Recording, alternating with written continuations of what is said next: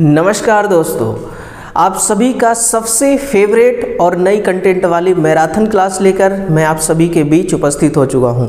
और ये marathon class उन सभी विद्यार्थियों के लिए है जो किसी न किसी कंपटीशन एग्ज़ाम की तैयारी में लगे हुए हैं और अपनी तैयारी को और मजबूत बनाना चाहते हैं, क्योंकि इसमें जो सवाल मैंने शामिल किया हुआ है वो आप देख सकते हैं, बिल्कुल बढ़िया लेवल के सवाल रखा गया है। इसमें ऐसे सवाल नहीं मिलेंगे आपको कि करंट की इकाई क्या है, प्रतिरोध की इकाई क्या है, करंट की स्पीड क्या है, क्योंकि ऐसा सवाल का जवाब हर किसी को पता है।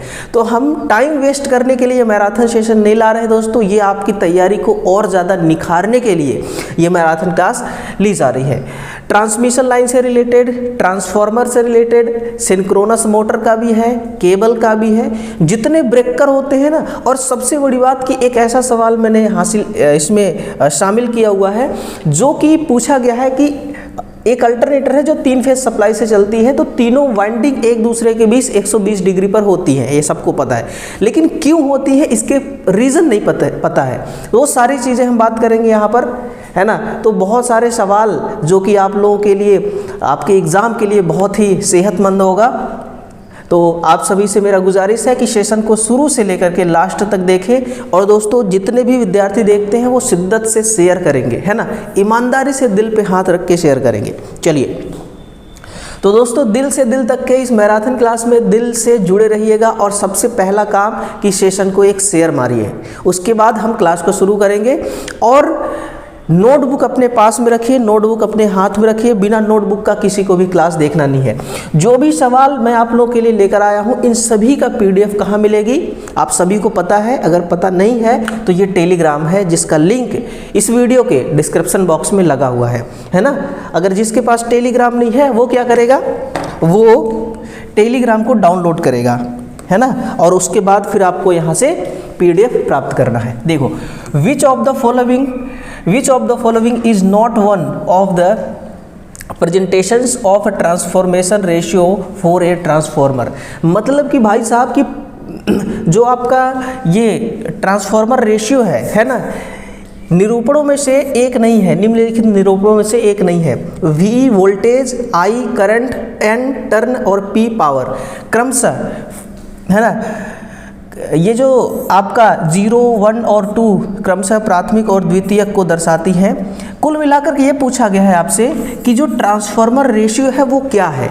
हो सकता है कि ये नीमी लैंग्वेज है, आप यहाँ से देखिए, ये नीमी भाषा है ना। और नीमी भाषा अगर आपको समझ में ना आए तो आप लोग यहाँ पर इंग्लिश में आना कि ट्रांसफॉर्मेशन रेशियो लिखा हुआ है।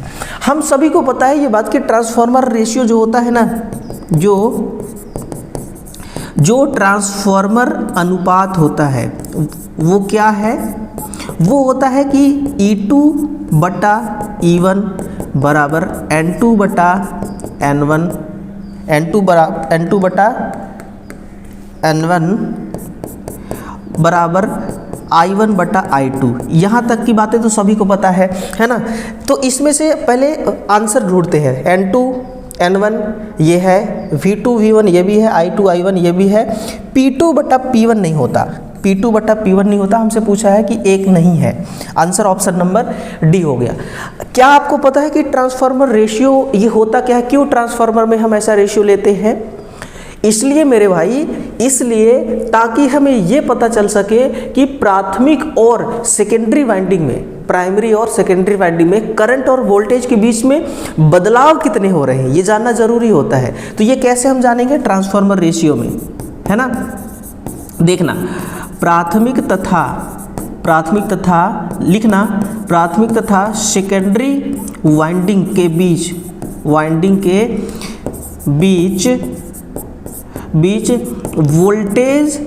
वोल्टेज तथा करंट के बीच होने वाले बदलाव को ये बताता है, होने वाले चेंजेस को ये बताता है ना। होने वाले बदलाव की पता करना। ये कैसे आप पता कर सकते हैं? अगर ट्रांसफार्मर रेशियो नहीं है तो आप कतई पता नहीं कर सकते। आप बिल्कुल भी पता नहीं कर सकते। इसी से हमें पता चलता है ना कि ट्रांसफार्मर स्टेप अप प्रकार का है, स्टेप डाउन प्रकार का है। लिखना मेरे भाई, अगर N2 बड़ा है और N1 छोटा है तो कौन सा ट्रांसफार्मर होगा? कमेंट में तुरंत बताना। अगर N1 यानी कि प्राइमरी वाइंडिंग बड़ी है, सेकेंडरी वाइंडिंग छोटी है, तो कौन सा ट्रांसफार्मर होगा? मान लो कि प्राइमरी और सेकेंडरी की दोनों की वाइंडिंग एक बराबर है, तो कौन सी ट्रांसफार्मर हमारी होगी? देखो, जिन बच्चों को नहीं आता वो देखिए, N2 अगर सेकेंडरी वाइंडिंग बड़ी है, प्राइमरी वाइंडिंग छोटी है, तो ये हमारी स्टेप अप ट्रांसफार्मर हो जाएगी। स्टेप अप मीन्स वोल्टेज को बढ़ाएगी, ठीक है। और ये कौन सी होगी? दूसरी वाली हो जाएगी स्टेप डाउन, यानी कि ये वोल्टेज को घटाएगी।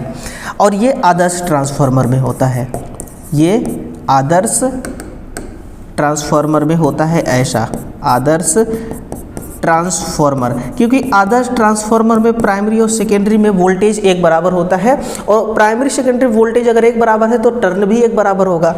तो ये आप लोगों के लिए बड़ा मोस्ट इंपॉर्टेंट पॉइंट है, इसको नोट कर लेना, नोट कर लेना। ऑप्शन नंबर बी जो है ना, ये आपका कंप्लीट है, ठीक है।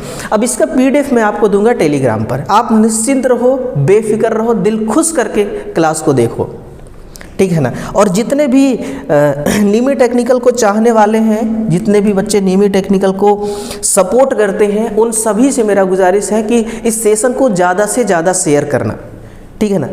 आप शेयर करते हैं ना तो मुझे पता चलता है, आप शेयर नहीं करते ना तो भी मुझे पता चलता है। ऐसा मत सोचना कि पता नहीं चलेगा सर को, मुझे बिल्कुल पता चलता है। चलिए अगले क्वेश्चन से बढ़ते हैं कि मोटर में विनिर्माण में वाइंडिंग में जो वाइंडिंग जिग होता है या स्थायित्व, जिसको हम फिक्सचर कहते हैं, इसका मुख्य उद्देश्य क्या है? पता है ये क्या है? जब एक जली हुई मोटर की जब वाइंडिंग करने के लिए कॉइल बनाई जाती है तो वो कॉइल का आकार कैसा होगा? मतलब कि कॉइल की साइज कैसी होगी? इतना बड़ा कॉइल होगा कि इतना बड़ा कॉइल होगा कि इतना बड़ा कॉइल होगा? ये क्या है? कॉइल का साइज है ना। तो हमें एक फिक्स साइज का, जिसको फिक्सचर कहते हैं, उसका नाम होता है वाइंडिंग जिग, उसका नाम होता है वाइंडिंग जिग। तो वो मतलब कि किस पर्पज से हम वाइंडिंग जिग का प्रयोग करते हैं, क्योंकि मान लो कि अगर स्लॉट नंबर मोटर का स्लॉट नंबर 7 में आपको डालना है कॉइल, है ना। कॉइल का एक साइड यहाँ पर रहेगी, कॉइल की दूसरी साइड यहाँ पर रहेगी, है ना। इतना हाई फाई आपको कॉइल बनाना है, तो इसका प्रयोग करेंगे आप लोग वाइंडिंग जिग का।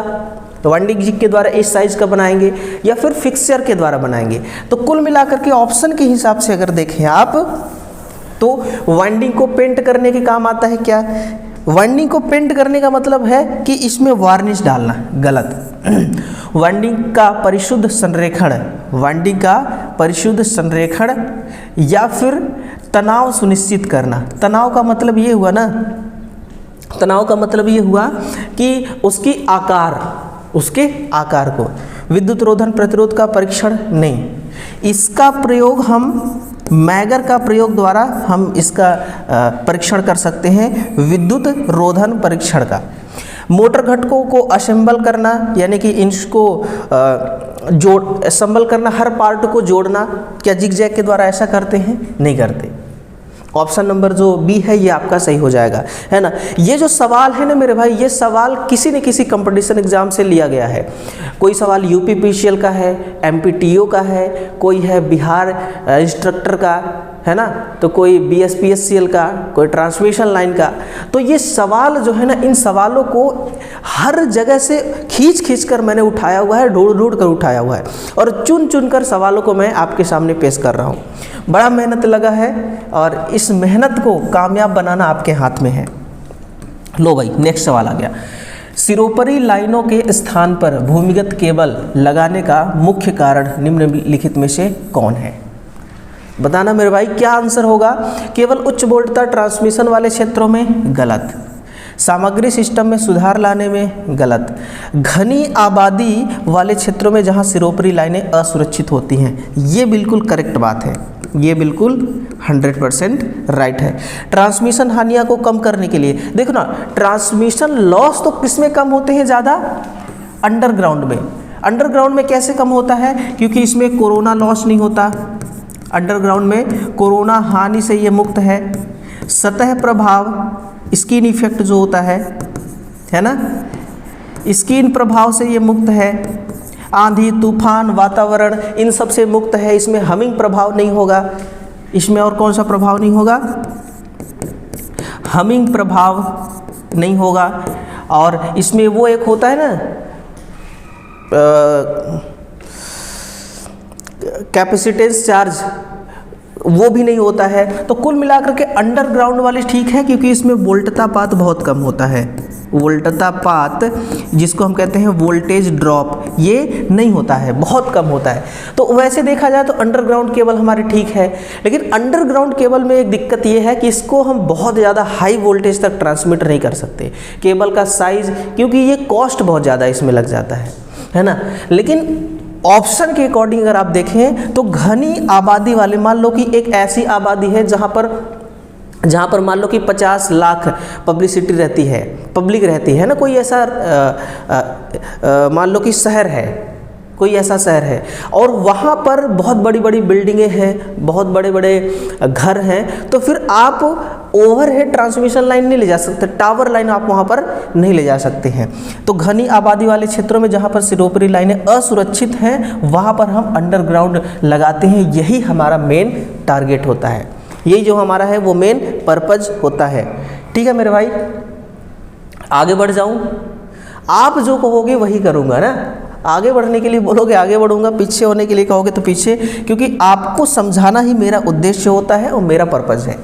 नेक्स्ट है भाई, इंग्लिश वाले ध्यान दो, है ना। If a current of 30 volt is following up to 100 metre in a circuit, then which factor will be important in selecting the size of the wire. बहुत सिंपल आंसर है कि एक सर्किट है, मान लिया हमने एक सर्किट है जिसमें 30 एम्पीयर की करंट चल रही है और 100 मीटर तक इसको प्रवाहित करना है। मतलब 100 मीटर तक प्रवाहित करना है, मतलब क्या हुआ, 100 मीटर इसकी वायर भी होगी। ठीक है, तो तार के आकार के चयन में कौन सा कारक महत्वपूर्ण होगा? वोल्टतापात। तार का रंग, तार के रंग से कोई मतलब नहीं, है ना। तापमान रेटिंग, विद्युत रोधन मोटाई या वोल्टतापात, क्या होगा? हमको ये पता है, ये बात हमको बहुत भली भांति पता है कि जैसे जैसे तार की साइज बढ़ती है, लिखना यहाँ पर कि अगर तार की लंबाई बढ़ती है, साइज नहीं, तार की अगर लंबाई बढ़ती है तो एक फैक्टर है जिसको हम कहते हैं आर, आर क्या होता है? बढ़ जाता है, बढ़ता है कि नहीं? अरे यार मैं आपको याद दिला दूं, R बराबर रो इंटू एल बटा ए, ये सूत्र याद है ना। तो आप यहाँ से देखो ना कि R किसके समानुपाती है? L के समानुपाती, यानी कि लंबाई अगर इंक्रीज हुआ तो R इंक्रीज होगा कि नहीं होगा?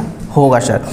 अगर R इंक्रीज हुआ, R का मतलब अगर प्रतिरोध का मान बढ़ता है, प्रतिरोध का मान अगर बढ़ता है तो एक पैरामीटर है तापमान, ये बहुत तेज़ी से बढ़ती है। पैरामीटर है तापमान, ये बहुत तेज़ी से बढ़ती है। अगर मान लो किसी सर्किट का या किसी तार का तापमान बढ़ जाता है ना, तो जो करंट है वो क्या होगी? वो डाउन होगा कि नहीं? तो करंट घटेगा कि नहीं? घट जाएगा सर। तो तापमान रेटिंग पर ये सबसे ज़्यादा इफेक्ट डालता है, यही एक महत्वपूर्ण फैक्टर है, यही एक महत्वपूर्ण कारक है। तो तापमान रेटिंग पर, और अगर तापमान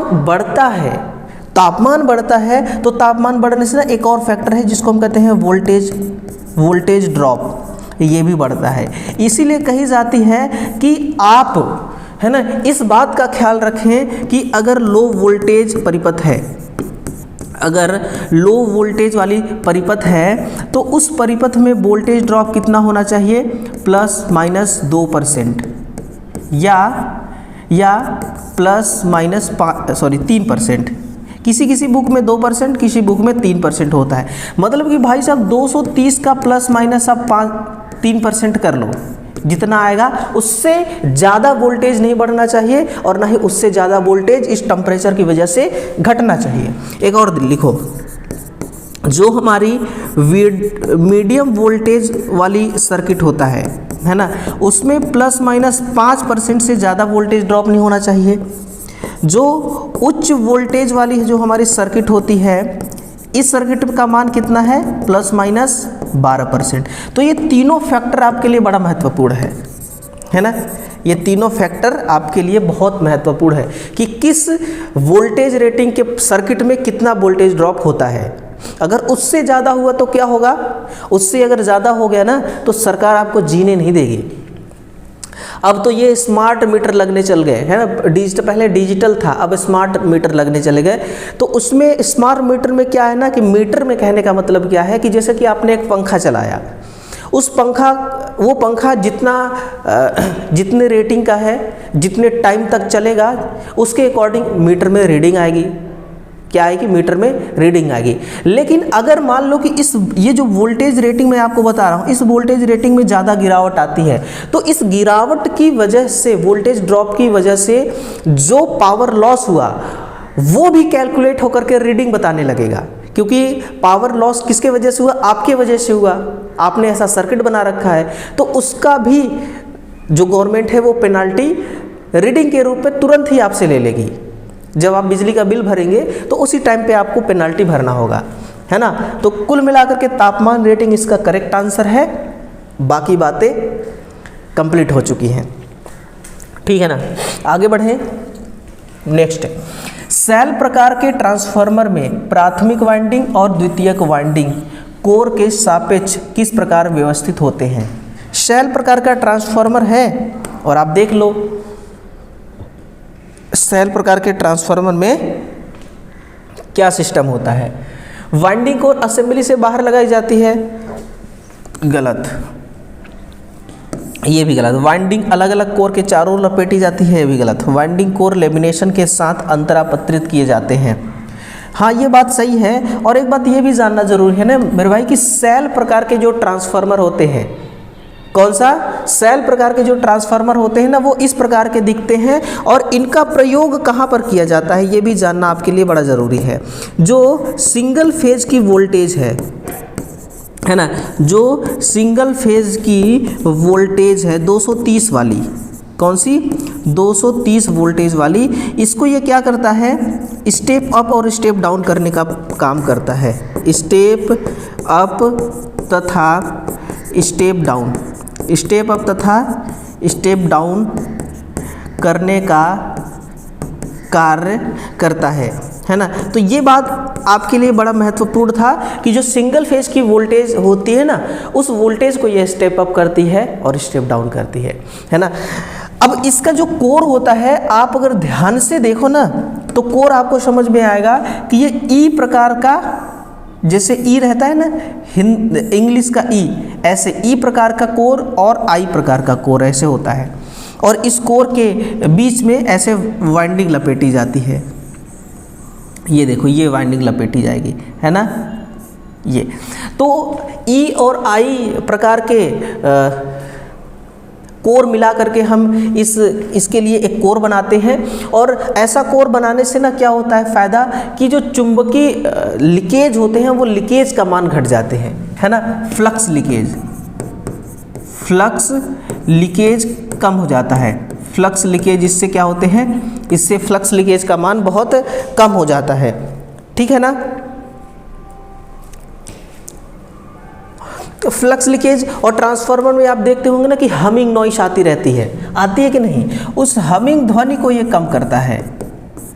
हमिंग ध्वनि को ये क्या करता है, कम करता है। हमिंग नॉइस को कम करता है, लीकेज फ्लक्स को कम करता है। और लीकेज फ्लक्स अगर कम होगा तो आउटपुट दक्षता जो है इसकी बढ़ जाएगी। तो कुल मिलाकर के ये ट्रांसफार्मर हमारी होती है, यही ट्रांसफार्मर होती है जो सेल प्रकार की ट्रांसफार्मर होती है।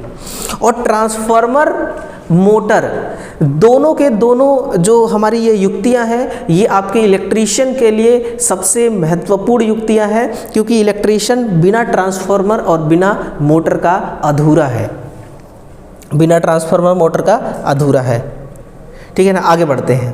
वो वाली क्वेश्चन आ रही है स्टार वाली, है ना, उसमें बहुत कुछ अलग बताऊंगा आपको, जो हो सकता है कि आज तक शायद बहुत कम लोगों ने बताया होगा। निम्नलिखित में से कौन सा तुल्यकालिक मोटर का एक भाग है, बताओ।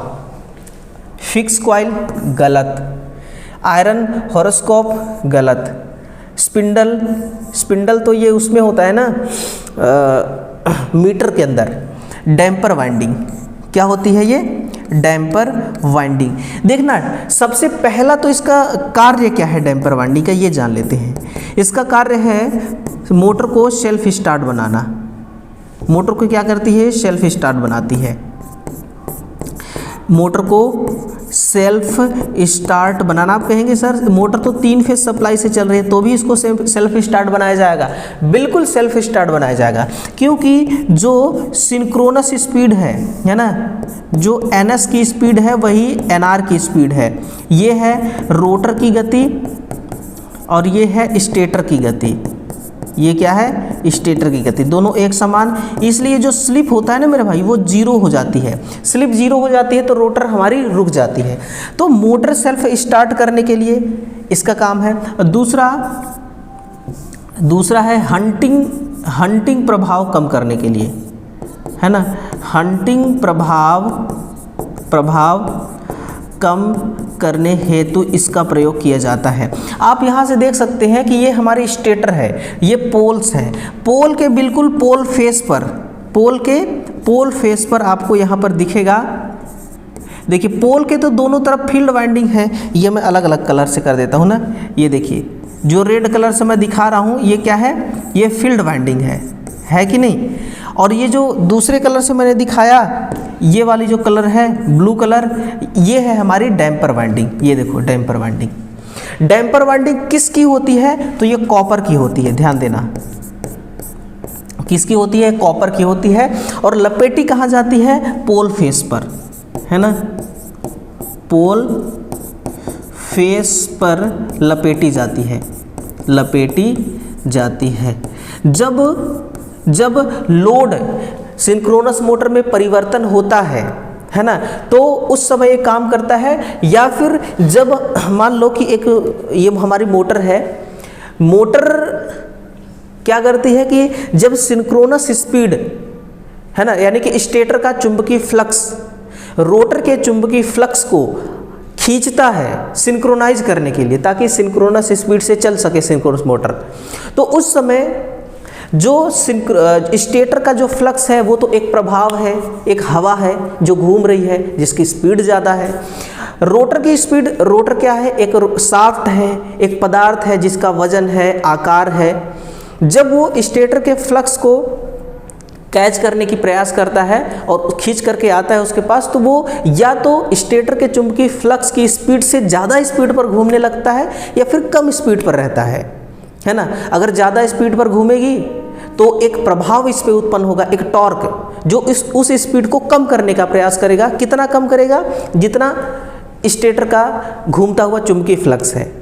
फिर अगर वो कम कर रहा है तो फिर वो स्टेटर के चुंबकीय फ्लक्स को मैच नहीं करता, वो फिर स्टेटर का जो चुंबकीय फ्लक्स की गति है उससे कम गति हो जाती है। फिर एक टॉर्क जनरेट होगा, फिर स्पीड को मैच कराने के लिए सिंक्रोनाइज करने का प्रयास करेगा। तो कुल मिलाकर के जो फ्लक्स है ना वो खींचातानी करता है ताकि वो मेरे गति के बराबर चल सके। लेकिन ऐसा होता नहीं है ना भाई, वजन है, कभी स्पीड आगे तो कभी स्पीड कम, आगे कम, आगे कम। तो ऐसे में जो शाफ्ट होता है ना वो क्या करने लगता है? हंट करने लगता है, हंटिंग, वाइब्रेशन, कंपन करने लगता है। उस कंपन को ये जो हमारी ये डैम्पर वाइंडिंग का टॉर्क है उस कंपन को ख़त्म करता है और मोटर हमारी स्टेटर का चुंबकीय फ्लक्स अगर 3000 आरपीएम पर घूम रही है तो रोटर की गति भी 3000 आरपीएम पर घूमने लगेगी, है ना। इसीलिए हम डैम्पर वाइंडिंग करते हैं, अन्यथा डैम्पर वाइंडिंग करने का हमारा और कोई पर्पज़ नहीं है सेल्फ स्टार्ट बनाने के अलावा। तो ये एक बड़ा ज़रूरी काम हो जाता है यार। अगर आप मेरे ऑफलाइन में होते ना तो मैं अभी सारी चीज़ें बिल्कुल दिखाता कैसे कैसे मोटर हंट करती है, ठीक है। लेकिन जितना पॉसिबल हो रहा है मैं आपको बताने का प्रयास कर रहा हूँ। एक एच टाइप का केबल है, देखो अगला 3 करोड़ केबल में प्रत्येक करोड़ पर विद्युत रोधी को कवर करने वाली धात्विक स्किन, है ना। धात्विक स्किन मतलब आर्मरिंग, धात्विक स्किन मतलब आर्मरिंग। ये जो हमारी आर्मरिंग है सामान्यतः किस सामग्री की बनाई जाती है? बहुत अच्छा क्वेश्चन है यार। ये छिद्रित एल्यूमिनियम पन्नी होती है, छिद्रित एल्यूमिनियम पन्नी या फिर जीआई की या फिर galvanized iron, galvanized iron galvanized iron, है ना, जीआई के, एल्यूमिनियम की पन्नी या फिर जीआई की बनी होती है, लेकिन ज़्यादातर जीआई का आपको देखने को मिलेगा। जितने भी केबल है ना उनमें आर्मरिंग जो है ना वो जीआई का ही होता है। देखिए इसका एक ट्रिक है मेरे पास, है ना, उस ट्रिक को याद करो कि केबल के अंदर कितने लेयर होते हैं और किस लेयर का क्या काम है। सिम्बाश, है ना, ये इनका क्या है, ये एक ट्रिक है याद करने का। ये एक केबल में कितने लेयर होते हैं और किस लेयर का क्या नाम है, क्या काम है। केबल का जो सबसे अंदर वाला लेयर है ना, सबसे अंदर का जो पार्ट है उसको कहते हैं सी फॉर चालक, सी फॉर चालक। और चालक का काम है धारा प्रवाहित कराना, धारा प्रवाहित कराना, ठीक है मेरे भाई। आई का मतलब है इंसुलेशन, आई का मतलब क्या है, इंसुलेशन से। और इंसुलेशन का काम होता है कि इंसुलेशन का काम होता है इंसुलेट करना, है ना, क्या क्या होता है, इंसुलेट करना। और एम का काम है मेटल शीथ, मेटल शीथ। और मेटल शीथ क्या है ना, मेटल शीथ का काम होता है नमी से सुरक्षा देना, नमी तथा जंग से सुरक्षा देना। और बचा क्या, बी का मतलब होता है बेडिंग, बी का मतलब क्या है, बेडिंग। बेडिंग जो है जूट या पटसन का बना होता है और ये मेटल शीथ को, है ना, ये क्या करता है, मेटल शीथ परत की सुरक्षा करता है, इसकी सुरक्षा करता है ना, तो इसके सुरक्षा है तो इसका प्रयोग हम करते हैं। अब बच गया A for armouring, A for armouring जिस पर सवाल पूछा गया है ना। आर्मरिंग क्या करता है, यांत्रिक सुरक्षा प्रदान करेगा, यांत्रिक सुरक्षा प्रदान करना आर्मरिंग का काम है। Yes for serving, yes for serving, और सर्विंग का काम है वातावरण से सुरक्षा प्रदान करना, है ना, वातावरण से सुरक्षा देना। अब देखना एक केबल है, केबल के अंदर इतने 6-7 परत होते हैं, हर परत का अपना काम है। मतलब कि सबसे अंदर जो है वो है क्या, कंडक्टर, जिसमें से करंट फ्लो होगा। अब उस कंडक्टर में किसी भी प्रकार की कोई दिक्कत कंडक्टर को नहीं आना चाहिए, न कंडक्टर में टेम्परेचर बढ़ना चाहिए, न उस तक नमी पहुंचना चाहिए। अगर मान लो कि केबल है, उस केबल के ऊपर से ट्रक गुजर गई तो इस कंडक्टर में, इस चालक में किसी प्रकार का कोई टूट फूट नहीं आना चाहिए। सब बहुत सारे लेयर है जो इस कंडक्टर को बचाने के लिए इतने सारे लेयर का प्रयोग किया गया है, ठीक है ना। तब आसानी से जा करके ये हमारी जो चालक है इसमें से करंट प्रवाहित हो पाती है। लेकिन ओवरहेड ट्रांसमिशन लाइन में तो ऐसा कुछ भी नहीं करना पड़ता, बस एक ही लेयर होता है, कंडक्टर, बस कंडक्टर, है ना। नेक्स्ट है कि निर्बाध परिपथ वियोजकों का उपयोग यानी कि वीसीबी का उपयोग सामान्यतः किस वोल्टता तक की जाती है, तो 5 किलो वोल्ट से लेकर के 15 किलो वोल्ट तक, ध्यान रख लेना, वैक्यूम सर्किट ब्रेकर का यूज़ करते हैं, है ना। ये सर्किट को किस किस के लिए सुरक्षा प्रदान करता है, शॉर्ट सर्किट के समय, अगर सर्किट शॉर्ट हो गई तो शॉर्ट सर्किट से, और ओवरलोडिंग से, और ओवरलोडिंग से, शॉर्ट सर्किट से और ओवरलोडिंग से सुरक्षा प्रदान करता है। नेक्स्ट, हाँ आ गई, इसी सवाल का मुझे कब से इंतज़ार था, इस सवाल का मुझे। एक 3 फेज प्रत्यावर्तित में तीनों कुंडलियाँ एक दूसरे से कितने डिग्री पर व्यवस्थित होती हैं या स्थित होती हैं, है ना। आप इसकी बात कर रहे हैं, ये आर और वाई के साथ 120 डिग्री का फ़र्क है, वाई और बी में 120 डिग्री का है, बी और आर में 120 डिग्री का है। पता है ये 120 डिग्री ही क्यों रखा गया है ना। सबसे बड़ी हमारी सवाल तो यही है कि हम 130 रख सकते थे, 90 रख सकते थे, 360 रख सकते थे, लेकिन हमने 120 ही क्यों रखा, हर 2 फेज के बीच में विद्युतीय डिग्री इसलिए रखा ताकि हमें जो पावर है, पहला लिखना है ना, फ़ायदा 120 डिग्री रखने का फ़ायदा क्या है। पहला ये फ़ायदा है, ये लाभ है कि स्थिर पावर प्रदान होती है, स्थिर शक्ति प्राप्त करने हेतु, स्थिर शक्ति प्राप्त करने हेतु से स्थिर शक्ति अगर हमें प्राप्त होगा तो क्या मतलब कि फ़ायदा मिलेगा। देखना यार, हम इस सभी को ये बात पता है कि ये AC का क्या है, एक वेव है, AC का साइन वेव है। अब AC के साइन वेव में आप देखते होंगे एक होता है तत्कालिक मान, तात्क्षणिक वैल्यू, जो हर टाइम पर चेंज होता है। हर टाइम पर आप देख रहे हैं ना, ये चेंज हो रहा है, ये देखो। अगर यहाँ पर मान लो कि 5 सेकेंड है तो यहाँ 6 होगा, 7 होगा, 8 होगा, 9 होगा, 10 होगा, इसी प्रकार से 11, 12, 15, यानी कि हर एक सेकेंड पे इसका मान बढ़ रहा है ना, फिर घट रहा है, फिर निगेटिव में बढ़ रहा है, फिर घट रहा है, ऐसा हो रहा है ना। लेकिन इसमें जो v²r, ये जो मान हमें मिल रहा है पावर का, v² मान जो मिल रहा है वो हर एक टाइम पर, यानी कि 5 सेकेंड में जो अगर v²r का मान हमें मान लो कि 5 वाट मिल रहा है, तो ये 7वें सेकेंड पे भी 5 वाट ही मिलेगा, 10वें सेकेंड पे भी 5 वाट ही मिलेगा। हर एक टाइम पर हमें एक समान शक्ति प्रदान होगा। इससे ये फ़ायदा होता है कि जो मोटर है, मोटर क्या होगी, स्मूथ चलेगी, मोटर स्मूथ चलेगी, है ना। कई बार होता है ना कि मोटर धीरे चलता है, फिर ज़्यादा चलता है, फिर धीरे चलता है, फिर ज़्यादा चलता है, क्योंकि ये v²r जो है ना, ये चेंज हो जाता है। जैसे ही v²r चेंज होगा तो मोटर हमारी कम ज़्यादा स्पीड पे चलेगी। अगर मोटर को स्मूथ चलाना है तो हमें स्थिर शक्ति प्राप्त करना होगा, और ये प्राप्त कैसे होगा, 120 डिग्री 2 फेज के बीच में रखने से। पहली सबसे बड़ी फ़ायदा। दूसरा फ़ायदा ये मिलता है कि घूर्णी चुंबकीय क्षेत्र प्राप्त होती है, घूर्णी चुंबकीय क्षेत्र प्राप्त होती है ना। कैसा चुंबकीय क्षेत्र प्राप्त होगा, घूमने वाला चुंबकीय क्षेत्र प्राप्त होगा, क्योंकि R और Y और B ये तीनों वाइंडिंग इस प्रकार का चुंबकीय क्षेत्र उत्पन्न करती हैं जो घूमता हुआ होता है, और ये रोटर में एक टॉर्क डेवलप करने के लिए काफ़ी होता है ताकि हमारा शाफ्ट घूम सके। इसलिए हम 3 फेज के बीच में 120 डिग्री का अंतर रखते हैं, ठीक है ना। और तीसरी जो फ़ायदा है, तीसरा फ़ायदा ये होता है यार कि मतलब कि कम तार की ज़रूरत पड़ती है ना, कम तार की हमें आवश्यकता पड़ती है। और एक और पॉइंट लिखना, चौथी वाली, कि कम तार की आवश्यकता के साथ साथ ये उपकरण की दक्षता को वृद्धि करता है, दक्षता को वृद्धि करता है। इसलिए हम क्या करते हैं, चाहे स्टार में रखें चाहे डेल्टा में वाइंडिंग को रखें, वो हमेशा ये हमें चारों लाभ देगा। तो आंसर क्या है, 120 डिग्री।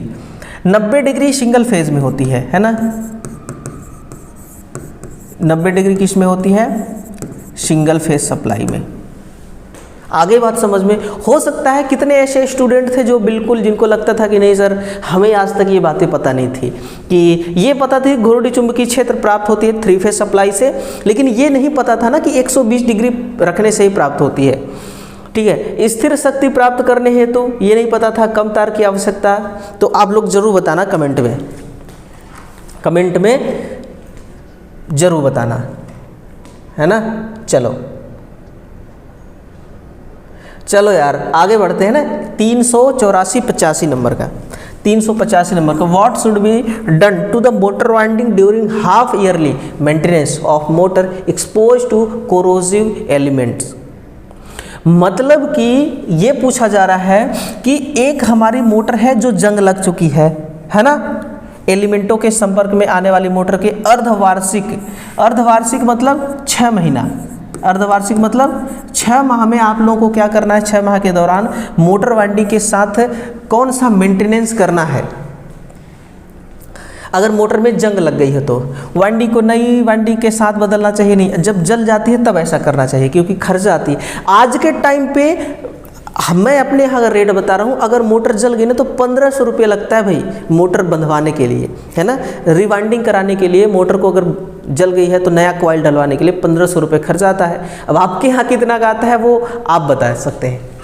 फिर है कि जब तक मोटर कार्य करना बंद ना करे तब तक रगड़ के काम लेते रहो, तब तक रगड़ के खून चूसते रहो इसका, ठीक है ना, गलत बात है।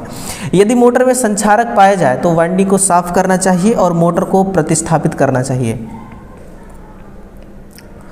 नेक्स्ट है, यदि वाइंडिंग को साफ करना चाहिए और यदि आवश्यक हो तो उन्हें बेक करना चाहिए। हाँ ये सही है, ये सही है, ये भी गलत हो गया, बेक करना चाहिए। क्या बेक करने का मतलब क्या है ना कि अगर मान लो कि संक्षारक है, बेक का मतलब क्या है वो समझो। अगर मान लो कि संक्षारक हो गया है यानी कि जंग लग गया है, तो इसमें जो गंदगी होगा है ना, गंदगी होगा जैसे कि धूल, डस्ट, कोई रसायन पदार्थ गिर गया होगा, केमिकल मटेरियल पड़ गया हो या जो भी कुछ हो गंदगी, उसको साफ करें। बेक का मतलब कि गंदगी को साफ करना, और दूसरी बात कि नमी को साफ करना है ना, नमी को साफ करना। अगर नमी साफ करेंगे तो नमी की वजह से, मॉइस्चराइज की वजह से तो जंग लगती है। तो ये जंग को कैसे ख़त्म किया जाए कि सबसे पहले वाइंडिंग को साफ करो, आप खोलो मोटर को, वाइंडिंग को अच्छे से साफ करो, सुखाओ, धूप में सुखाओ, जैसे सुखाया जाता है वैसे सुखाओ, और उन्हें बेक करना चाहिए और वार्निश करना चाहिए। ये सब करने के बाद फिर से वार्निश करें, और वार्निश करने से जो इसकी जो वाइंडिंग का जो प्रतिरोध है, वाइंडिंग का वो जो है जिससे इंटरनल रेजिस्टेंस का मान बढ़ता है ना, उसको बढ़ाने का, जिसको डाइलेक्ट्रिक स्ट्रेंथ कहते हैं। किसी भी वाइंडिंग का, इंसुलेशन का जो इंसुलेशन प्रतिरोध होता है उसको कैसे बढ़ाया जा सकता है? वार्निश करके। तो वार्निश इसलिए करना चाहिए ताकि वाइंडिंग का इंसुलेशन प्रतिरोध का मान बढ़ सके, और बेक इसलिए करना चाहिए ताकि इसमें अगर नमी है तो वो नमी जो है वो ख़त्म हो जाए, ताकि जंग ना लगे। तो ऑप्शन नंबर डी हमारे हिसाब से बिल्कुल सही है। इसलिए यार मैंने हिंदी और इंग्लिश दोनों फॉर्मेट में क्वेश्चन को लाया है कि दिक्कत किसी को नहीं होना चाहिए, है ना, कि सर मुझे हिंदी थोड़ा कम समझ में आता है, अगर इंग्लिश रहता तो मैं ज़्यादा बेटर समझ पाता। लेकिन मैं बोलूँगा तो हिंदी, क्योंकि समझना सबको है, सुनना सबको है, और मेरी बात हर किसी को समझ में आना चाहिए। ठीक है, आगे बढ़ें। देखो बोला जा रहा है कि CRGO, पहले तो CRGO को फुल फॉर्म सुनो। CRGO को फुल फॉर्म होता है कोल्ड रोल्ड ग्रेन ओरिएंटेड, है ना। ये क्या है? ये इसका फुल फॉर्म है CRGO। मतलब कि ट्रांसफार्मर का एक जब कोर हम बनाते हैं जिसमें वाइंडिंग लपेटी जाती है, उस कोर को किस प्रक्रिया द्वारा बनाया जाता है, किस प्रोसेस द्वारा बनाया जाता है, उसको कहते हैं CRGO प्रोसेस के द्वारा बनाया जाता है। और ये इसकी सिलिकॉन स्टील की इसकी कोर होती है। इसमें कौन सा गुणधर्म ट्रांसफार्मर की दक्षता में सार्थक रूप से वृद्धि करता है ना। अगर क्वेश्चन को मैं समझाऊं तो क्वेश्चन ये आपसे कहना चाह रहा है कि हम ट्रांसफार्मर का जो कोर होता है वो सिलिकॉन स्टील से बनाते हैं। क्यों बनाते हैं सिलिकॉन स्टील से, है ना? ताकि उसकी दक्षता बढ़ जाए। तो दक्षता को बढ़ाने के लिए उच्च विद्युत चालकता नहीं, उच्च विद्युत चालकता किस में होना चाहिए? वाइंडिंग में। ट्रांसफार्मर की वाइंडिंग में उच्च विद्युत चालकता होनी चाहिए ताकि उसमें करंट अधिक से अधिक फ्लो हो सके और फ्लक्स उत्पन्न हो सके। उच्च तापीय प्रतिरोध, गलत। हम थोड़ी चाहते हैं यार कि हमारा कोर गर्म हो। अगर कोर गर्म हो जाएगा तो ट्रांसफार्मर गर्म हो जाएगी। आपको पता है ना कि जो हीट है, जो टेम्परेचर है, वो आयरन बॉडी में जल्दी से ट्रांसफ़र होता है। कोर अगर गर्म हो गया तो ट्रांसफार्मर की पूरी बॉडी गर्म हो जाएगी, जिससे तेल गर्म हो जाएगा। तो ऐसा नहीं चाहते। कम तनन सामर्थ्य, टेंसाइल स्ट्रेंथ कम होना चाहिए। अरे नहीं बाबा, उच्च चुंबकीय पारगम्यता की बात कर रहा है। उच्च चुंबकीय पारगम्यता मतलब हाई परमेबिलिटी। हाई परमेबिलिटी कैसा होना चाहिए? हाई परमेबिलिटी होनी चाहिए। इससे फायदा ये होता है ना, देखो जैसे कि ये ट्रांसफार्मर की कोर है ना, ये ट्रांसफार्मर की कोर है। इस कोर में हम क्या करते हैं? हम वाइंडिंग लपेटते हैं। चलो मैं वाइंडिंग लपेट के दिखाता हूँ आपको, है ना। इस प्रकार से मान लीजिए हमने क्या कर दिया है? वाइंडिंग लपेटा है। अब इस वाइंडिंग को जब हम सप्लाई देते हैं, क्या देते हैं? सप्लाई। जब हम इसको सप्लाई देते हैं तो इसमें क्या उत्पन्न होता है बताना? चुंबकीय क्षेत्र उत्पन्न होता है। क्या उत्पन्न होता है? चुंबकीय क्षेत्र। ये जो चुंबकीय क्षेत्र है ना, इसी कोर के माध्यम से वो क्या करेगा, ट्रैवल करेगा, इसी कोर के माध्यम से गति करेगा और दूसरे वाइंडिंग तक जाएगा, जिससे उसमें फ्लक्स उत्पन्न होगा। तो ये जो कोर में जो चुंबकीय फ्लक्स गति कर रहा है, तो कोर के अंदर ऐसा गुण होना चाहिए कि इस फ्लक्स को गति करने दे। अगर गति नहीं करने देगा तो इतना ज़्यादा फ्लक्स उत्पन्न करने का क्या फायदा होगा, कुछ नहीं होगा, 0 बटे सन्नाटा। इसीलिए इस कोर के अंदर ऐसा गुण होना चाहिए कि उस फ्लक्स को ट्रैवल करने दे, है ना। तो ऐसा तब पॉसिबल होगा जब इस कोर का चुंबकीय पारगम्यता अधिक होगा। इसीलिए चुंबकीय पारगम्यता अधिक किस पदार्थ में होता है, वो सिलिकॉन स्टील में होती है, सिलिकॉन स्टील में होती है। ताकि यहाँ पर रखे जो दूसरा, मान लो कि यहाँ पर रखे जो दूसरा, ये हमारी कोर है, यहाँ पर रखे दूसरा कोर है, इस कोर में, है ना, इस कोर में क्या हो सके, मैक्सिमम से मैक्सिमम लिंक हो सके और इसमें फ्लक्स जनरेट हो सके, इसमें फ्लक्स जनरेट हो सके, है ना, ऐसे। अब इसमें जो फ्लक्स उत्पन्न हो रहा है ना, वही फ्लक्स यहाँ पर आएगी, वही फ्लक्स यहाँ पर आएगी, ठीक है ना। तो ऐसा गुण किस में होता है, मान लो ये है प्राइमरी वाइंडिंग, ये कौन सी है, ये प्राथमिक वाइंडिंग है, और ये है द्वितीयक वाइंडिंग, ये है द्वितीयक वाइंडिंग, प्राथमिक वाइंडिंग और द्वितीयक वाइंडिंग। तो ये टोटल माजरा है, ठीक है ना। तो उच्च चुंबकीय पारगम्यता होना चाहिए। और क्या इसमें होना चाहिए, इस कोर की खासियत, और इस कोर की खासियत होना चाहिए उच्च प्रतिरोधकता। क्या होना चाहिए, उच्च प्रतिरोधकता। यानी कि उच्च प्रतिरोधकता होगा तो इस कोर से जो करंट है ना, वो पास नहीं होना पाएगा, करंट से, कोर में करंट पास नहीं होने पाएगा। अगर मान लो कि इसमें एक हानि होता है जिसको हम कहते हैं कोर हानि, जिसको हम क्या कहते हैं, कोर हानि। कोर हानि 2 प्रकार का है, पहला है हिस्टैरिसीस हानि और दूसरा है वो है एडी करंट हानि। कौन सा, एडी करंट हानि। तो एडी करंट हानि क्या है, एक्चुअल में तो है करंट ही भाई, है कि नहीं, है तो करंट ही। तो प्रतिरोधकता का मान उच्च रहेगा तो इस कोर से ये वाली करंट पास नहीं होने पाएगा, और ये करंट अगर पास होगा तो ये क्या कराता है, ये उष्मा उत्पन्न करता है, यानी कि हीट उत्पन्न कराता है, जिससे कोर हमारी पूरी गर्म हो जाती है। तो हम इस करंट को किसके द्वारा रोकें, इस सिलिकॉन स्टील में अगर उच्च प्रतिरोधकता है तो ये करंट पास नहीं होने पाएगा, और जब करंट पास नहीं होगा तो ये हीट उत्पन्न नहीं होगा, यानी कि ट्रांसफार्मर कोर क्या होगा, ठंडा रहेगा। और अगर मान लीजिए कि इस कोर में पारगम्यता का मान अधिक है तो जो फ्लक्स है वो आसानी से ट्रेवल करेगा, और जब फ्लक्स आसानी से ट्रेवल करेगा तो मोटर की दक्षता में वृद्धि होगी। इसीलिए बोला जा रहा है कि सार्थक रूप से वृद्धि करता है वो कौन सा फैक्टर है, वो उच्च चुंबकीय पारगम्यता वाली फैक्टर है ना। पूरी कहानी ये है दोस्तों, पूरी हमारी कहानी है। आई होप कि आपको समझ में आया होगा, है ना। क्वेश्चन नंबर को है 386 नंबर। मतलब कि भाई साहब मैं सिखाने आया हूँ और उन बच्चों को सिखा करके जाऊँगा जिसको नहीं आता है ना। अगर आपको मान लो कि कोई चीज़ है जो नहीं आ रहा है ना, तो ये गलत बात नहीं है कि आपको नहीं आ रहा है, लेकिन आप उसको सीखने का प्रयास नहीं कर रहे हो ना, ये गलत बात है। अगर सिखाने वाला कोई हो शिद्दत से तो सीखने वाले आ ही जाते हैं, है कि नहीं। बस सिखाने वाला होना चाहिए। आगे बढ़ूँ मैं, नेक्स्ट अगला सवाल देखिए कि किसी परिपथ के लिए कुल लोड की कैलकुलेशन करना है, निम्नलिखित में से किस पर विचार किया जाना चाहिए।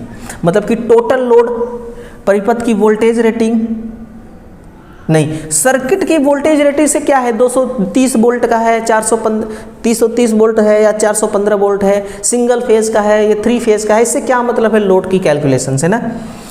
सर्किट के सभी उपकरणों की कुल वाटता, ये करेक्ट आंसर है।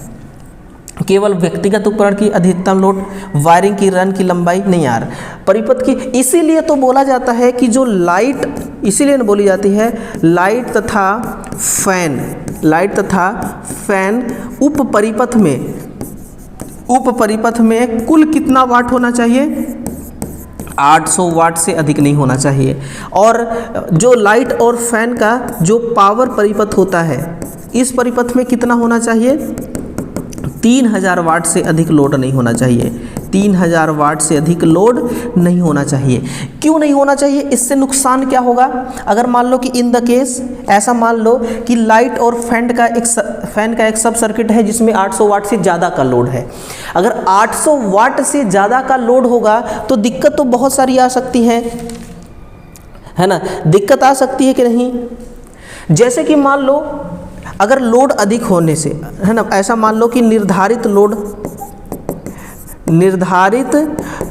लोड से अधिक होने पर, है ना, अधिक होने पर क्या होगा?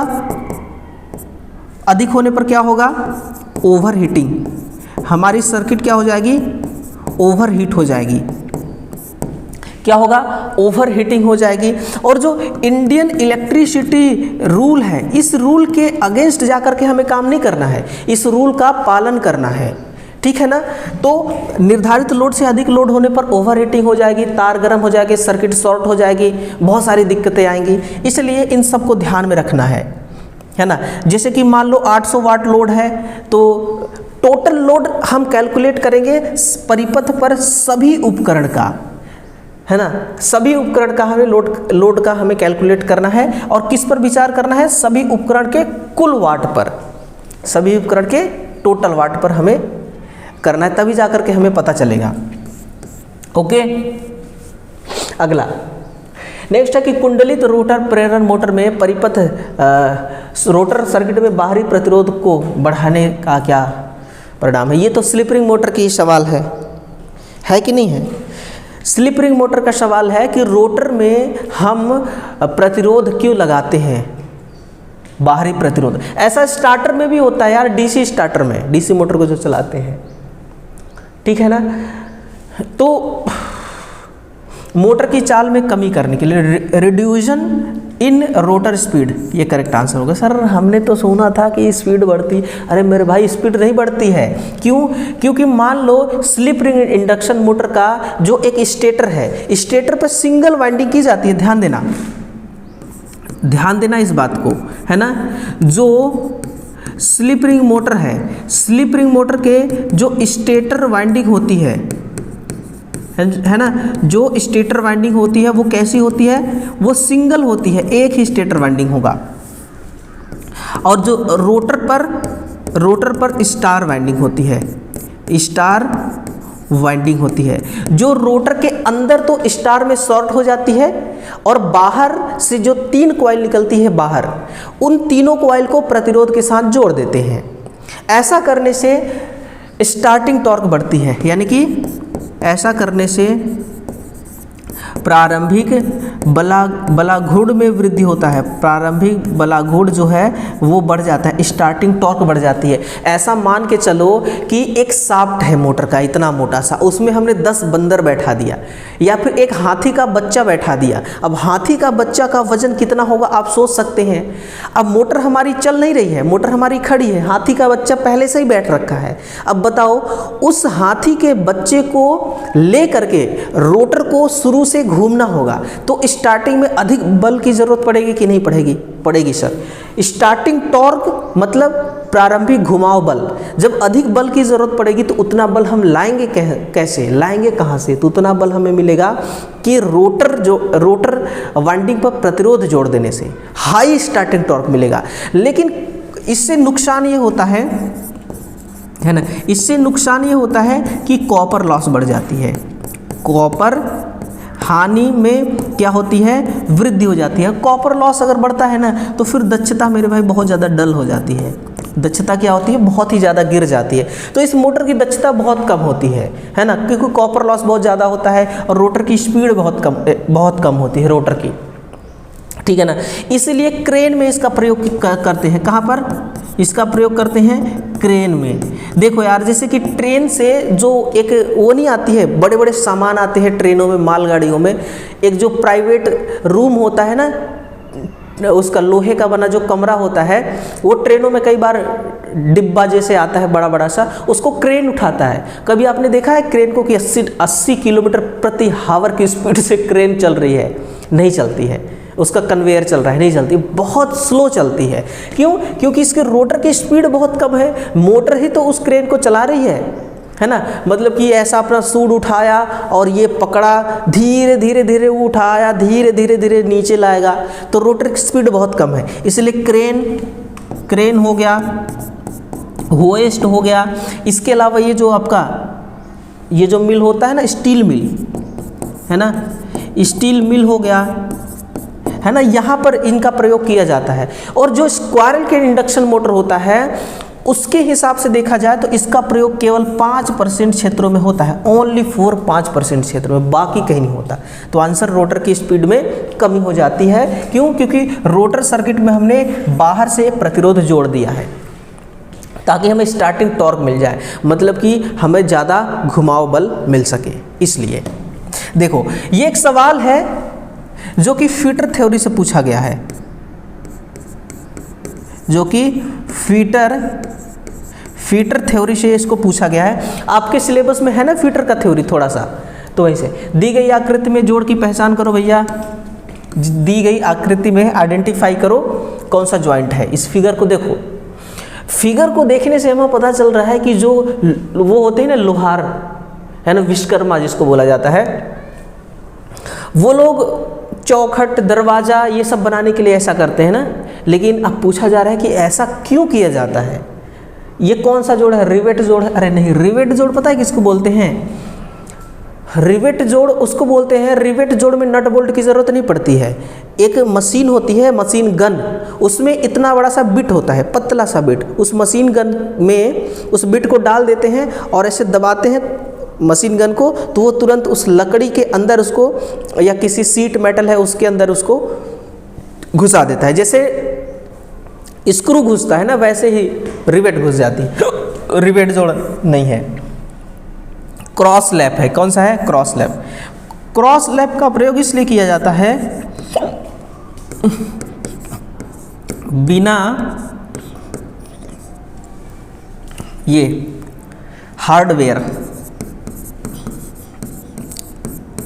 बिना हार्डवेयर की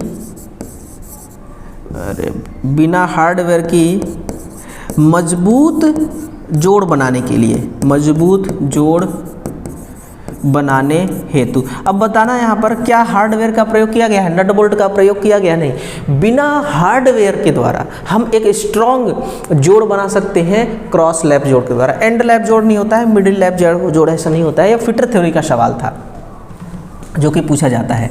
390 नंबर तक हम पहुंच चुके हैं भैया, 300। अगर जो भी विद्यार्थी शुरू से कंटिन्यू सवाल को देखता आ रहा है, सवाल को हल करता आ रहा है ना, इसका मतलब वो बड़ा सीरियस है।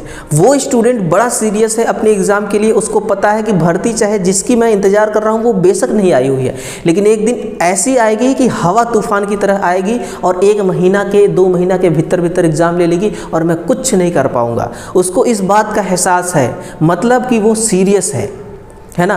तब आपने शुरू से लेकर के यहाँ तक क्लास में बने हुए हैं और आपके इस ईमानदारी पे मुझे गर्व है ना। अपने मेहनत के प्रति ईमानदार होना चाहिए यार। ऐसा नहीं होना चाहिए यार क्या बताऊँ, मैं पढ़ तो रहा हूँ, पता नहीं निकलेगा कि नहीं निकलेगा, मेरिट में मेरा नाम आएगा कि नहीं आएगा। अबे घोंचू, जब खुद पर भरोसा नहीं है तो फिर इस बुक पर कैसे भरोसा होगा, है ना।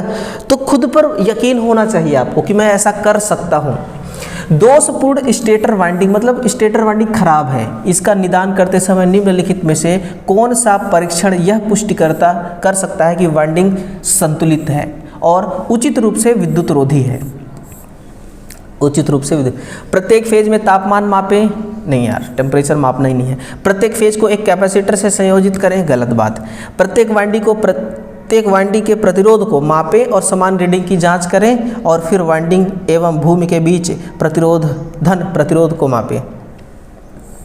प्रत्येक वाइंडिंग के प्रतिरोध को मापे, यानी कि हर अगर स्टेटर वाइंडिंग खराब है, स्टेटर में 3 फेज की वाइंडिंग होगी, तीनों फेज वाइंडिंग का आपको क्या करना है, रेजिस्टेंस मापना है ओम मीटर से लेकर के, या फिर आपके पास अगर मल्टीमीटर है तो मल्टीमीटर से भी माप सकते हैं।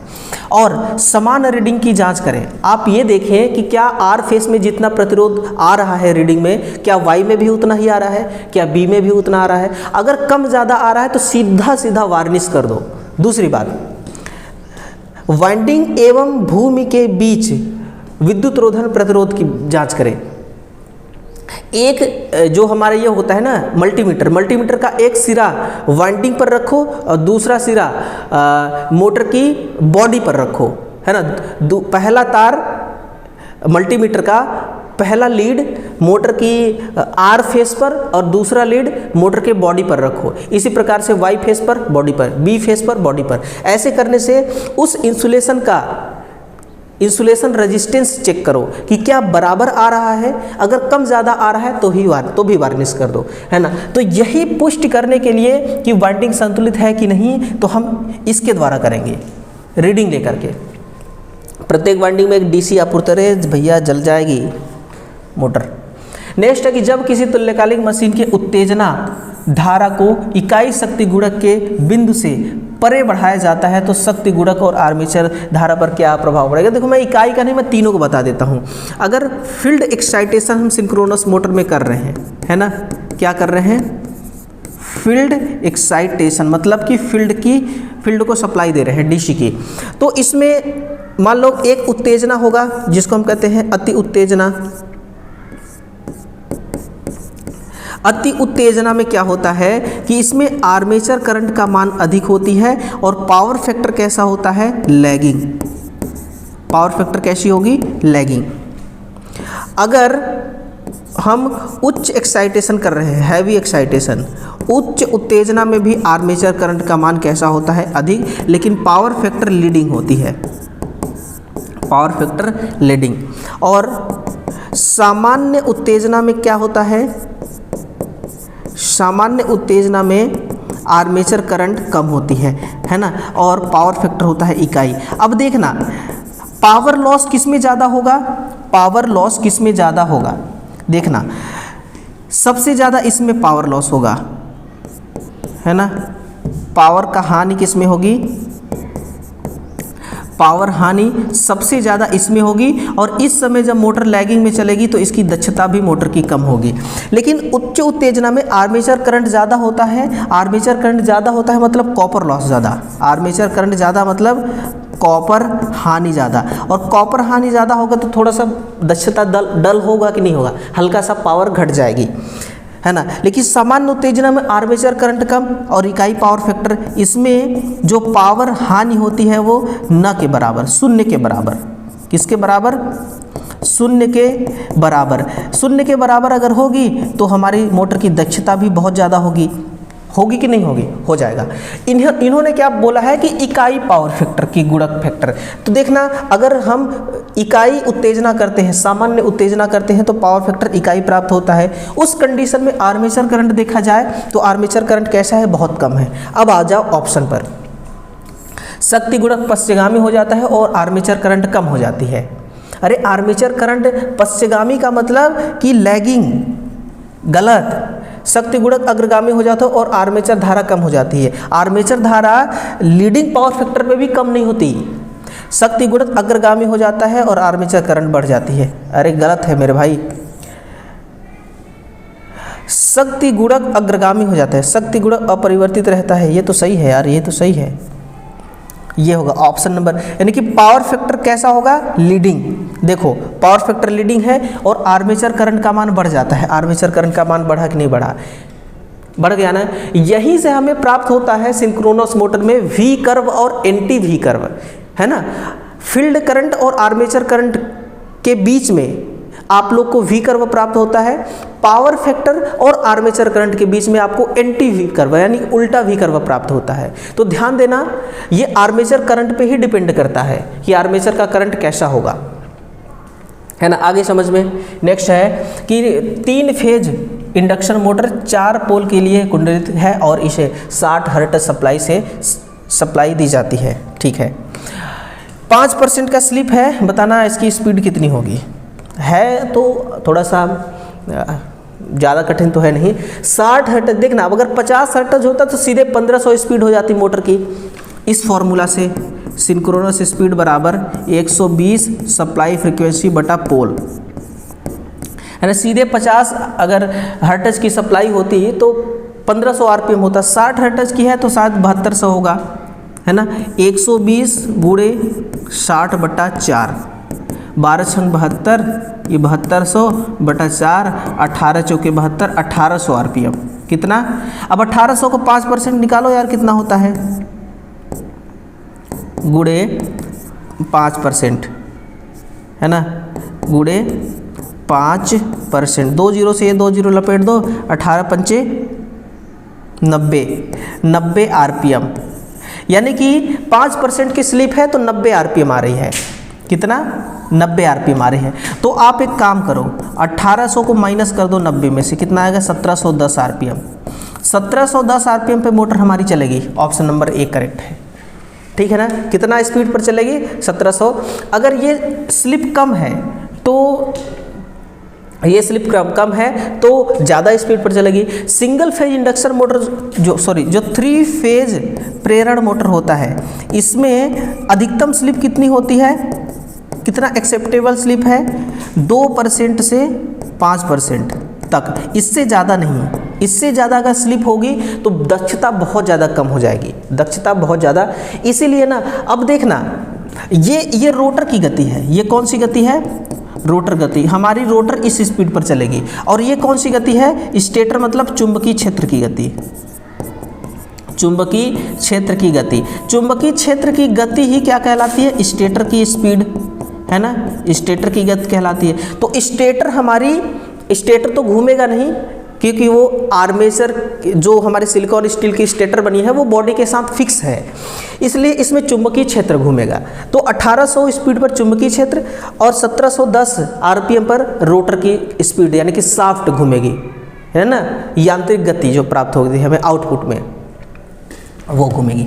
भारत में ग्रामीण विद्युतीकरण कार्यक्रमों में किस वोल्टता स्तर पर वैक्यूम सर्किट ब्रेकर यानी कि वीसीबी का प्रयोग किया जाता है? तो 11 से लेकर के 33, यानी कि 1100 वोल्ट से 33,000 वोल्ट तक, 11,000 वोल्ट से 33,000 वोल्ट तक करेगा।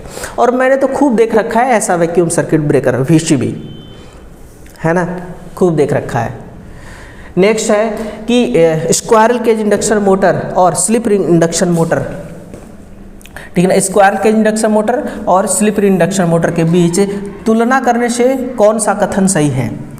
आओ तुलना करते हैं। स्क्वायरल केज मोटर की तुलना में स्लिप रिंग मोटर के प्रवर्तन के दौरान निम्न बलागुण प्राप्त होता है। स्लिप, गलत, यानी कि स्क्वायरल केज की तुलना हो रही है स्लिप रिंग से, तो स्लिप रिंग का स्टार्टिंग टॉर्क ज़्यादा होता है ना यार, यहाँ पर निम्न बोल रहा है तो गलत हो गया। स्लिप रिंग मोटर की गति परिवर्तन करना आसान है, हाँ ये बात सही है। स्लिप रिंग मोटर की गति की स्पीड को कंट्रोल करना आसान है, बेहद आसान है स्क्वायरल केज के मुकाबले। फिर स्लिप रिंग मोटर में वाउंड रोटर की तुलना में स्क्वायरल केज रोटर का निर्माण अधिक जटिल है। अरे नहीं मेरे भाई, जो हमारे स्लिप रिंग मोटर का जो वाउंड रोटर होता है ना, उस पर रोटर पे भी वाइंडिंग की जाती है, रोटर पे भी स्टार वाली वाइंडिंग करी जाती है, जो कि बड़ा जटिल काम है। और स्क्वायर के इंडक्शन मोटर के रोटर पे कोई वाइंडिंग नहीं होता, उसमें इतने मोटे मोटे कॉपर के बार लगे होते हैं, पत्तियां लगी होती हैं, ठीक है ना। तो ऑप्शन नंबर जो डी है वो आपका राइट माना जाएगा। आगे, निम्नलिखित में से किस स्थान पर लेड आच्छादित तार प्रणाली का प्रयोग करने की अनुशंसा नहीं की जाती है? मतलब कि वो कौन सा एरिया है जहां पर लेड आच्छादित तार यानी कि इस वायरिंग का प्रयोग नहीं करेंगे, है ना, लेड कवर्ड तार का। तो जहां पर देखना अम्ल हो और जहां पर क्षार मौजूद हो वहां पर नहीं करना चाहिए। बाकी ये आग से सुरक्षित है वहां करना चाहिए। जहां विद्युत प्रघात का खतरा है उससे इसको कोई दिक्कत नहीं है। जहां यांत्रिक क्षति का खतरा है उससे भी इसको कोई दिक्कत नहीं है। सबको ये झेल सकता है लेड आच्छादित वायरिंग सिस्टम। लेकिन जहां पर एसिड हो, है ना, और जहां पर हमारा क्षार हो, एसिड हो, है ना, वहां पर इसका प्रयोग नहीं कर सकते हम, है ना। 97 नंबर का 100 kVA, ये इसकी क्या है? पावर रेटिंग ट्रांसफार्मर की ये प्राइमरी वोल्टेज है। ये क्या है? ये है हमारी प्राथमिक वोल्टता, प्राथमिक वाइंडिंग की वोल्टता, और ये है सेकेंडरी वाइंडिंग की वोल्टता। सेकेंडरी वोल्टता हमारी 444 वोल्ट है। और 50 हर्ट्ज क्या है? इनपुट आवृत्ति। ये क्या है? इनपुट आवृत्ति, जो कि 50 हर्ट्ज की है ना। तो द्वितीयक वाइंडिंग पर टर्न्स कितने हैं दिया ही नहीं है। अधिकतम फ्लक्स की गणना करो। अधिकतम फ्लक्स के लिए फॉर्मूला क्या था?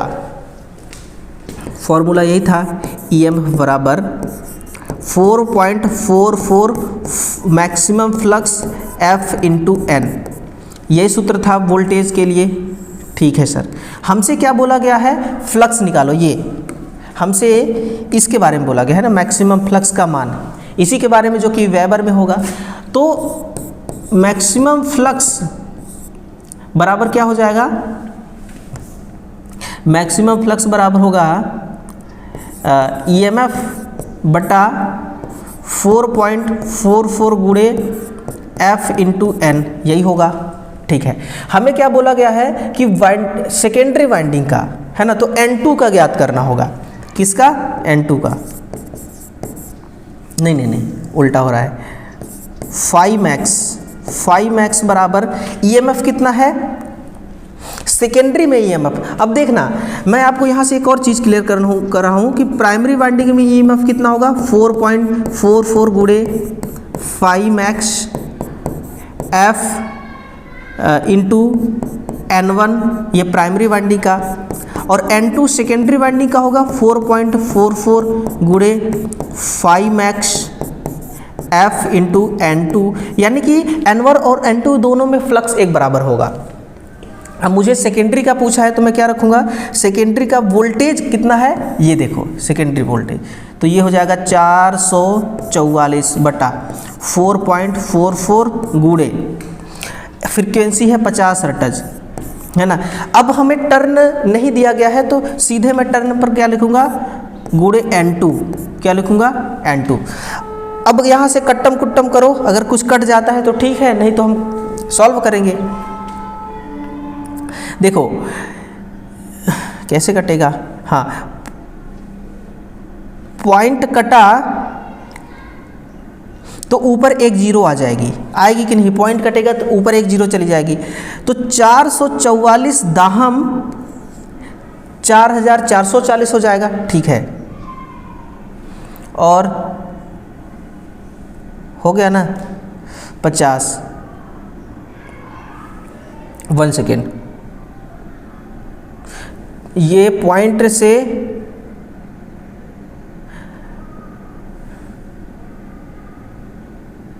वो 4.44 है, पॉइंट्स काटूंगा तो ये 0.44 हो जाएगा। 10, हाँ ऐसे नहीं काटना है मेरे भाई, 1/10 कैसे कटेगा? 4, ठीक है ना। और 10 ये काटेगा कितना? 5 बार में। कितना काटेगा? 5 बार में।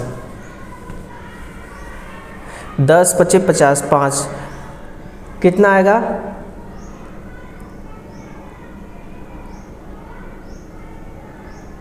5 गुणे N2, नहीं गलत आ रहा है यार, 2/N2 आएगा, है ना। आप देखो 2/N2 आएगा, आप देख लेना एक बार।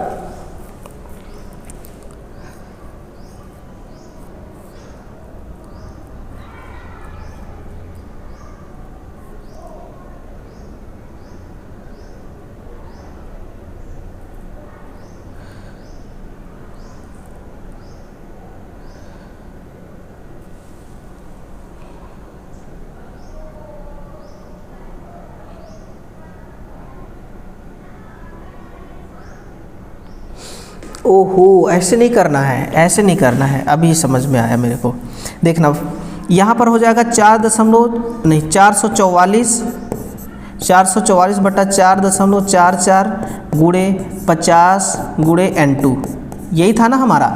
तो अब आपको ऐसे सॉल्व करना है, देखना ध्यान से, कि इस पॉइंट से ये 0 कट जाएगी। अब इन दोनों को अगर आप सॉल्व करते हैं तो 200 कितना आएगा?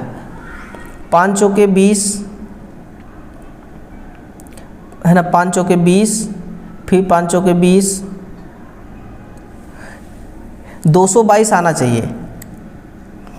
4 पंचे 20 हासिल 2, फिर 4 पंचे 20 2 22 हासिल 2, 4 पंचे 20 2 22, 220 कितना 220 आ रही है, ठीक है ना।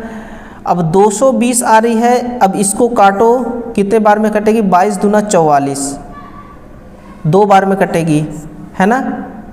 अभी और कटेगी तो 2/n2 आ रहा है, 2/n2।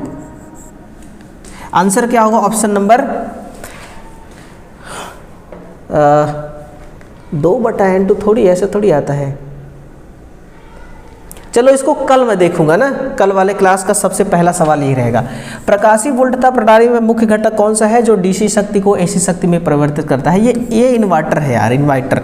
ये क्या करता है, डीसी को एसी में, डीसी को एसी में, रेक्टिफायर एसी को डीसी में कन्वर्ट करता है। सौर पैनल, ये तो सौर पैनल क्या करता है, ये तो फोटोन एनर्जी को विद्युत एनर्जी में बदलता है, यानी कि प्रकाश ऊर्जा को, है ना, इसको भी लिख लो, प्रकाश ऊर्जा को ये विद्युत ऊर्जा में बदलता है सौर पैनल। और बैटरी जो है ये क्या करता है, ये डीसी ऊर्जा को संग्रहित करता है, संग्रहित करना और आउटपुट में डीसी प्रदान करना, ये इसका काम है। नेक्स्ट है, उच्च वोल्टता वायु परिपथ वियोजक के सामान्य अनुप्रयोगों को कौन सा विकल्प संदर्भित करता है। निम्न वोल्टता वितरण पैनलों में, औद्योगिक स्विच गियर और सब स्टेशन। हाँ, औद्योगिक स्विच गियर जितने हैं, स्विच गियर का मतलब क्या है, जितने भी स्विच गियर हैं और सब स्टेशन में इस जगह पे यूज़ करते हैं। अगला है कि plain break oil circuit breaker को अधिकतम कितने वोल्टता के लिए उपयोग किया जाता है, तो ये है आपका 11 किलो वोल्ट से कम पर, है ना, 11 किलो वोल्ट से कम पर इसको हम लोग ये सब करते हैं, ठीक है। 400 नंबर का सवाल ये है। तो कुल मिलाकर देखा जाए तो 1 नंबर से हमने शुरू किया था और 400 क्वेश्चन शुरू कर चुके हैं, ख़त्म कर चुके हैं। और 400 क्वेश्चन में इतना मैं सॉल्यूशन दिया कि वो 4000 क्वेश्चन के बराबर होंगे, इतने क्वेश्चन बन जाएंगे। इतने सारे मैंने आप लोगों को इसका डिटेल दे दिया है। अब देखो यार, इस सब की पीडीएफ आपको मिलेगी टेलीग्राम पर, तो टेलीग्राम को अभी तुरंत ज्वाइन करें और पीडीएफ प्राप्त करें। क्लास कैसा लगा फीडबैक ज़रूर देना और प्यार स्नेह बनाए रखना, सेशन को शेयर ज़रूर करना। Thank you.